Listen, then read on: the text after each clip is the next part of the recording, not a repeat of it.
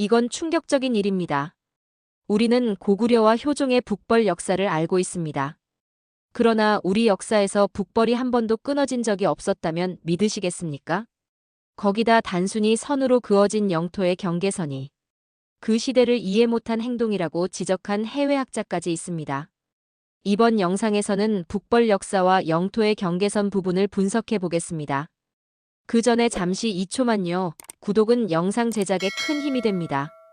북벌이라고 하면 우리 머릿속에 딱 떠오르는 이름들이 있습니다. 바로 고구려의 광개토대왕, 그리고 조선의 효종입니다. 많은 분들이 이 두 인물을 통해 북벌이라는 단어를 기억하고 계실 거예요. 광개토대왕은 북쪽으로 진출해서 고구려의 영토를 넓혔고, 조선의 효종은 병자호란의 치욕을 갚기 위해 청나라를 향한 북벌을 준비했죠. 하지만 여러분, 혹시 이런 생각 해보신 적 있으신가요? 그들보다 더 이전에는 북벌이라는 흐름이 없었을까? 혹은 고구려나 조선이 가려던 그 북쪽, 거기엔 누가 살고 있었을까? 사실 우리 역사 속의 북벌은 우리가 생각하는 것보다 훨씬 더 오래되고 훨씬 더 깊은 이야기예요.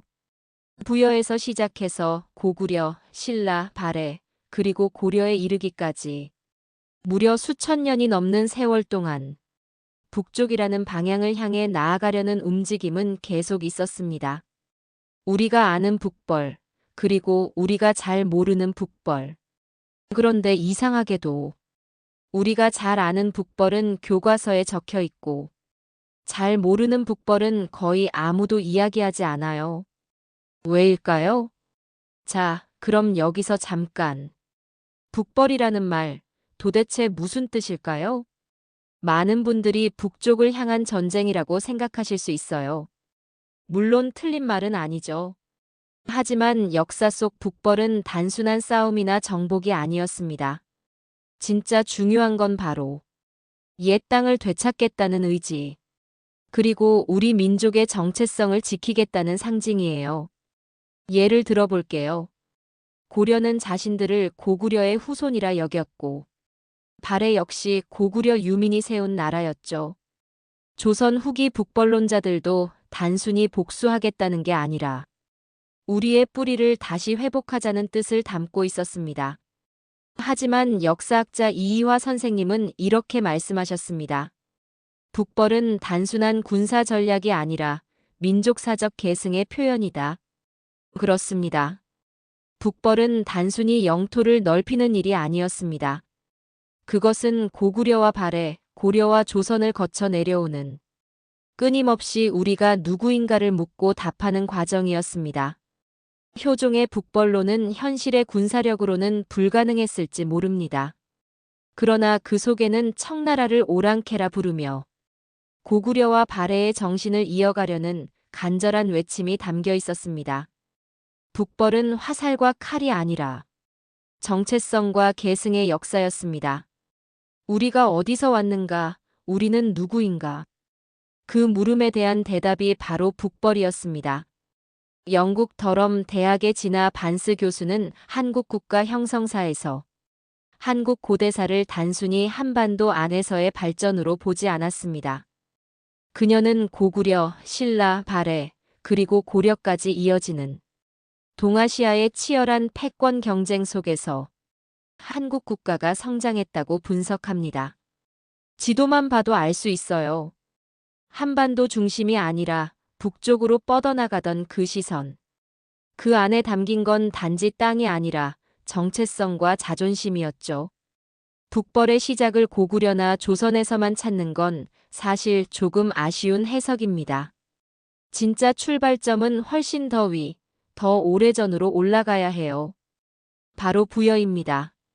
중국의 고대 역사서 삼국지 위서 동의전에는 부여를 이렇게 묘사하고 있어요. 부여는 전쟁을 좋아하고 여러 나라를 침략했다. 이 말만 들으면 단순히 싸움을 즐긴 것 같죠? 하지만 실제 부여의 활동을 보면 단순 약탈이나 공격이 아니라 당시 북방에서 패권을 유지하기 위한 하나의 체제였다는 걸 알 수 있습니다. 부여는 지금의 송화강 유역, 그러니까 현재의 중국 북부와 러시아 연해주 쪽에 위치해 있었어요. 그 주변엔 숙신, 예맥 같은 여러 북방 부족들이 살고 있었고요. 그런데 부여는 그 부족들을 꾸준히 압박하고 군사적으로 위협하면서 그들에게 조공을 받는 구조를 만들어갑니다.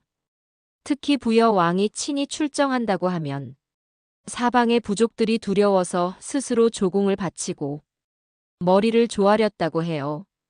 이건 단순히 전쟁에 강하다는 걸 넘어서서 부여가 그 지역에서 정치적, 군사적 중심이었다는 뜻이죠.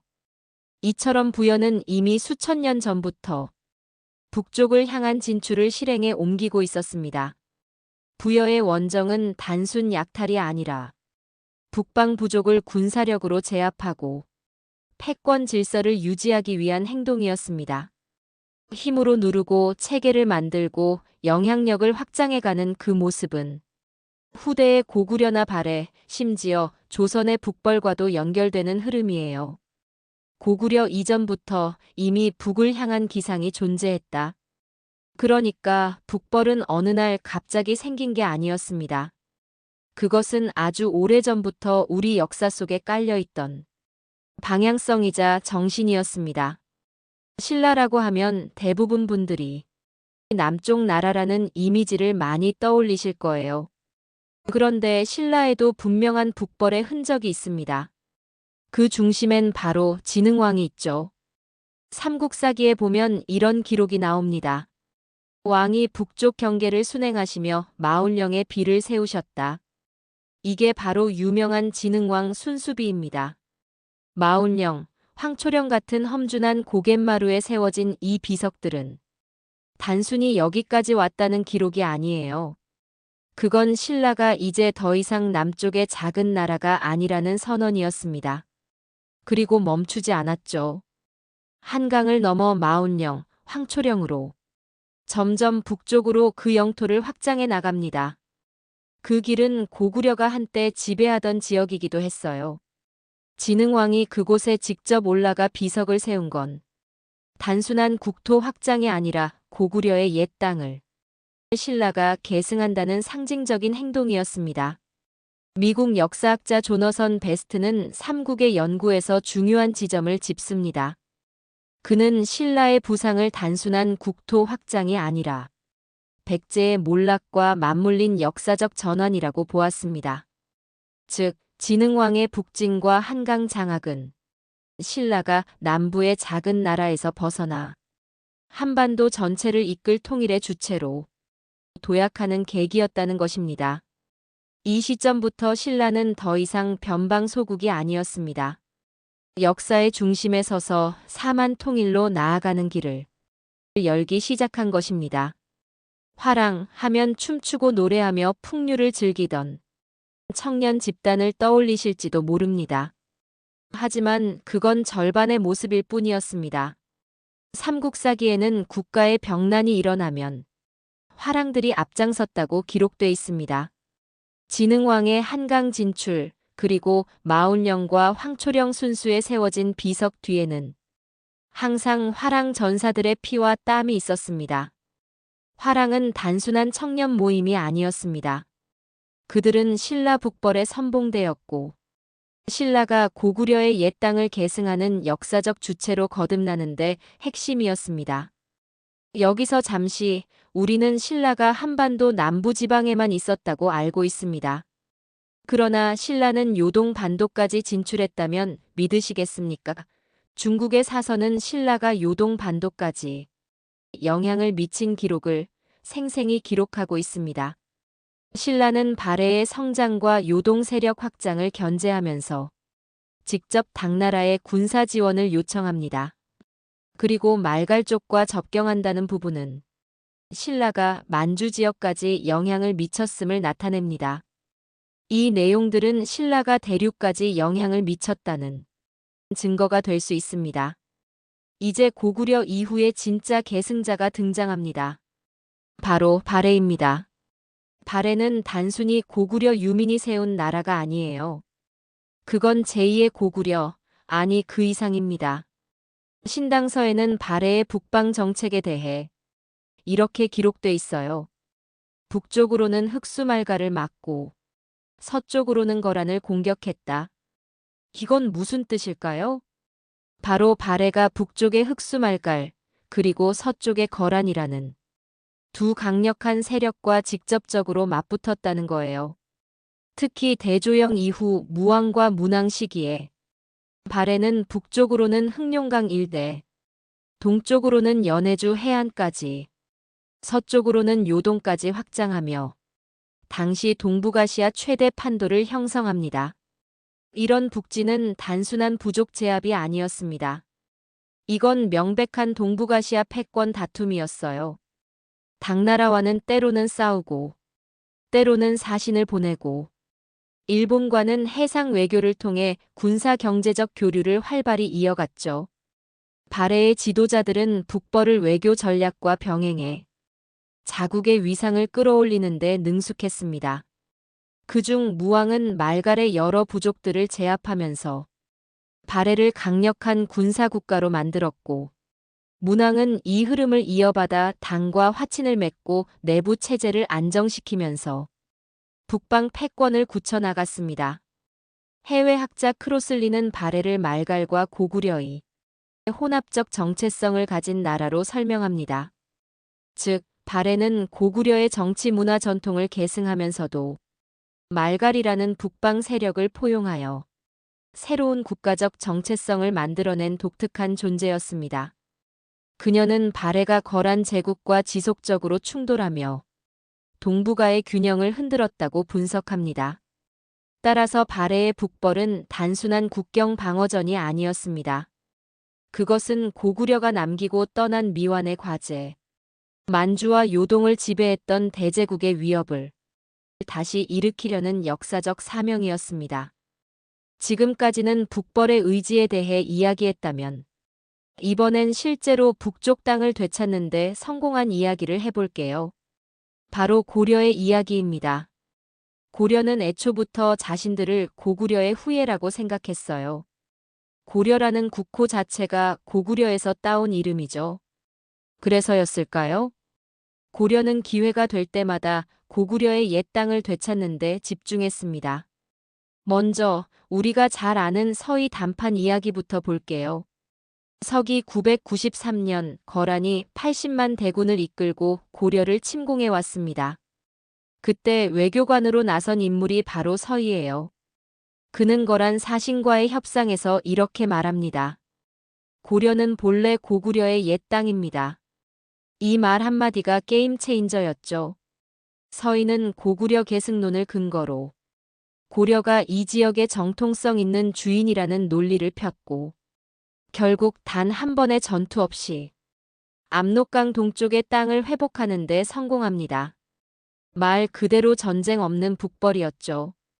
그런데 압록강의 위치에 대해 여러 해석이 존재합니다. 고구려 때의 압록수는 현재의 요하입니다. 그러나 압록강의 록과 요하 압록수의 록의 한자가 다릅니다. 사서는 요하 압록수의 록자를 씁니다.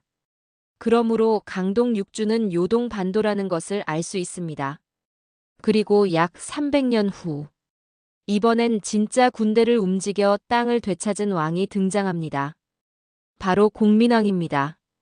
당시 고려 북부는 원나라의 쌍성 총관부가 차지하고 있었어요. 하지만 공민왕은 기회를 보고 과감히 북진합니다.